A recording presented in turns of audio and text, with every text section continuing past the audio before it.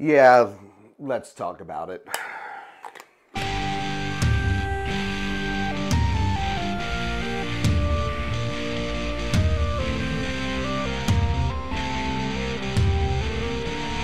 Welcome back to the Phantom Llama's Den, everyone. My name is Matt, and we all knew this was coming. We all really hoped it wouldn't, but I don't think any of us in the gun community are at all surprised about the final rule on pistol stabilizing braces. Today's video was actually originally going to be us shooting the AK pistol that I just made with the stabilizing brace, but there were some scheduling constraints and conflicts that we had to postpone that for a week, maybe two. In its place, I was going to do a really fun review on this ACOG I've got here. But wouldn't you know it, the ATF, like always, stepped in to try and ruin our days. And guess what? They really have tried their best, haven't they? True to ATF form, they waited till the 11th hour at the end of the day on a Friday right before a long holiday weekend. You know, like the person that has to contact customers at any given corporation with bad news, but they're kind of cowardly and they decide, you know what, if I wait to the end of the day right before I shut off my computer, I won't have to get any of those angry emails back. Yeah, that's basically what we got with this final rule. So instead of doing my fourth installment in the AK pistol, now self-identifying as, I guess, a short-barreled rifle, despite this time last week it was still a pistol. And instead of getting to that ACOG review, we're going to do a bit of a rant today on the ATF's new rule. I'm not going to say that I read the entire rule over the weekend, but when you're really sick and you have an extended weekend and you're alone for a lot of it, you start going dark places.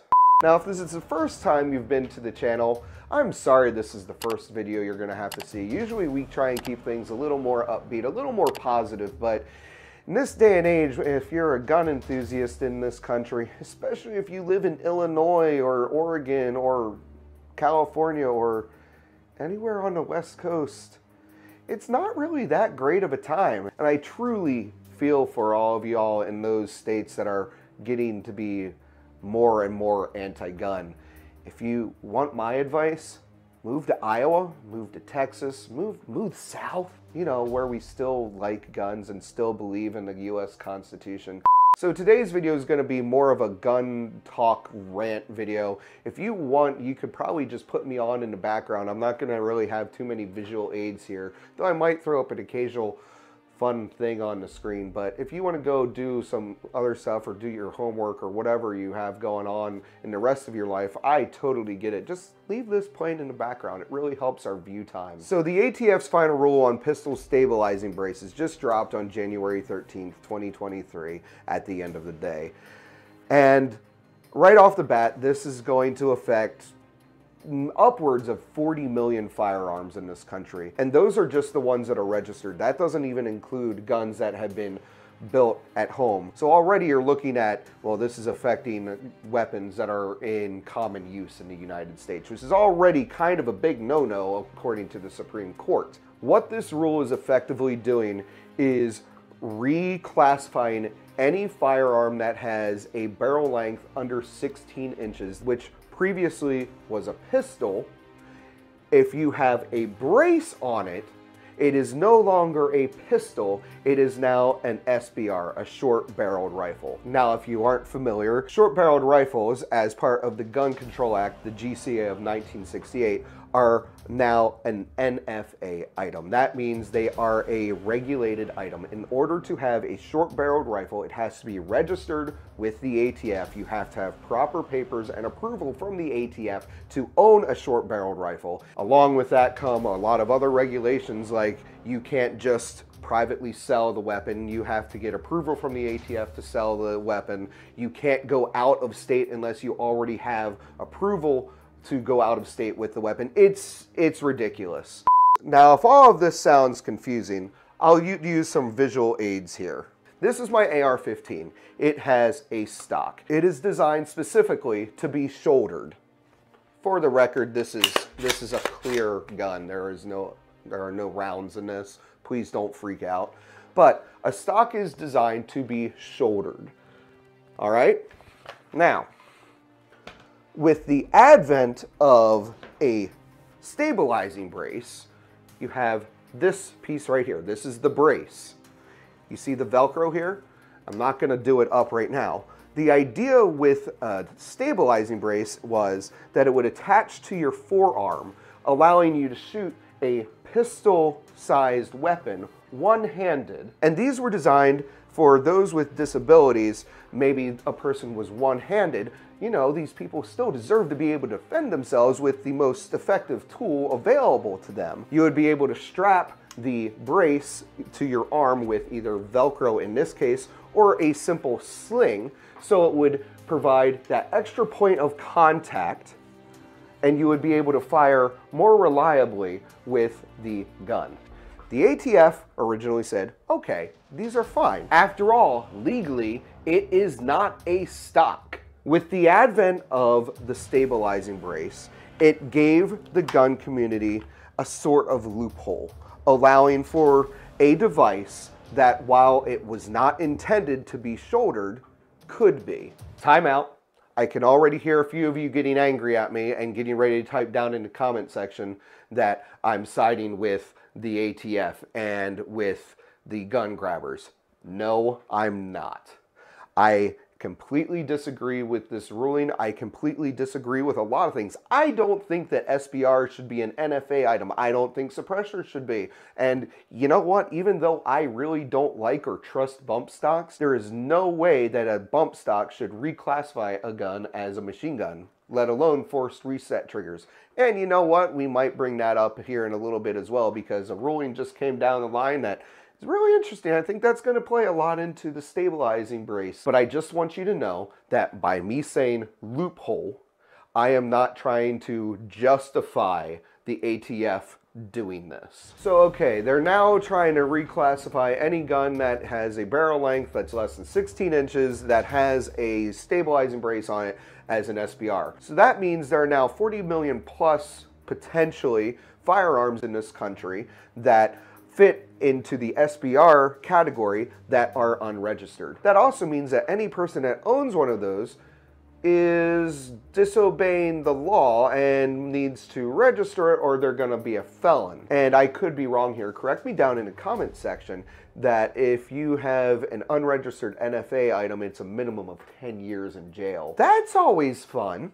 Part of the rule is that you have 120 days once this rule hits the federal registry, which it has, to register your gun with the ATF, and they'll even be so kind as to waive that $200 tax stamp. Yay! And you'll be good to go. Well, here's the problem. As anyone that has ever had to work with the ATF to apply for an NFA item, they are slower than the DMV when it comes to getting all the paperwork done. You know, I just saw a statistic the other day that the backlog is somewhere between 7 and 12 months for a lot of people, depending on the circumstance. Imagine people now submitting paperwork or e-forms on 40 million firearms just so they can keep their guns and not go to jail. This is where they start saying, well, we need more funding and we need more ATF agents. So that's always a good thing.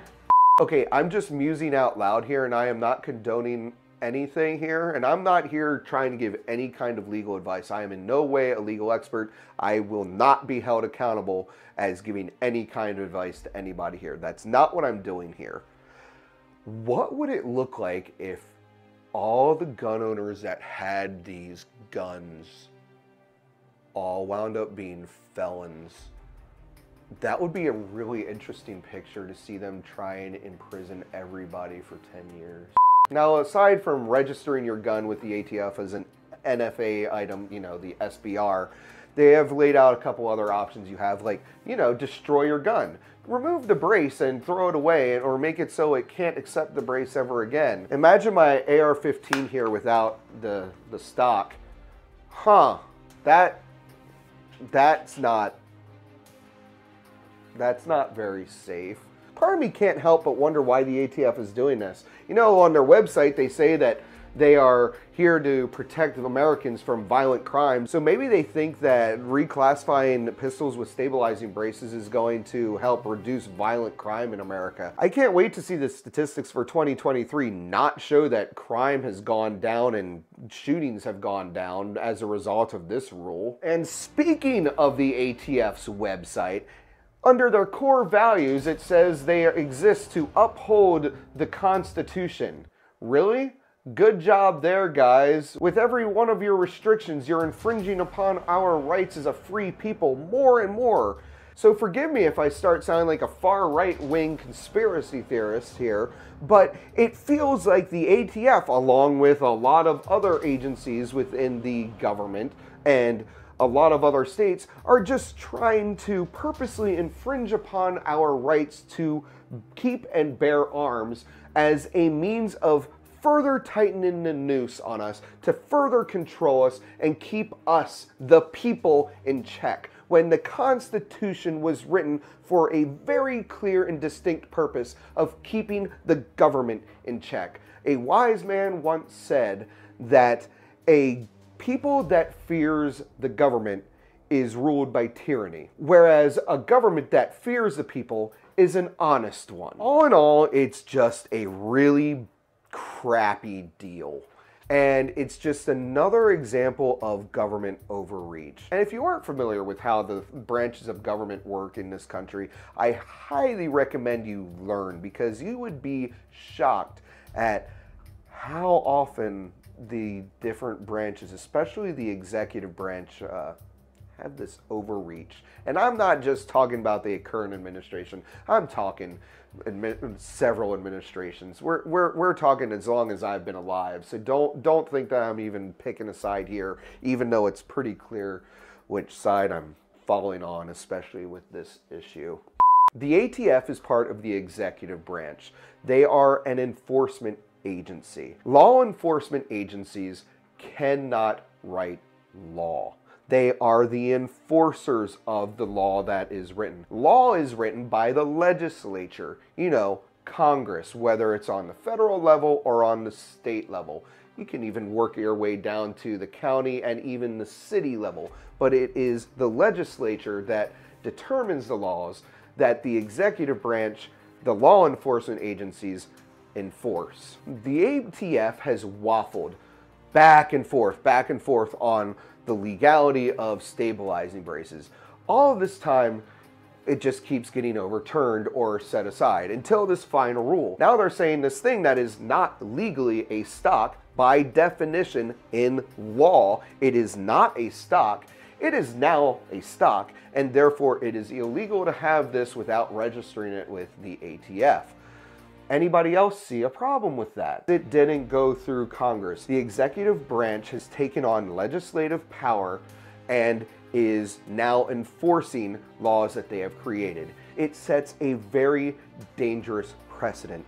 If this is allowed to stand, which it shouldn't, the courts need to overturn this. If this is allowed to stand and pistol braces are now considered the same thing as a stock, because of a ruling from the executive branch, there is very little to anything stopping them from deciding, oh, you know what, we're not going to allow magazine capacities over 30 rounds to be legal. That has to be passed by a legislator.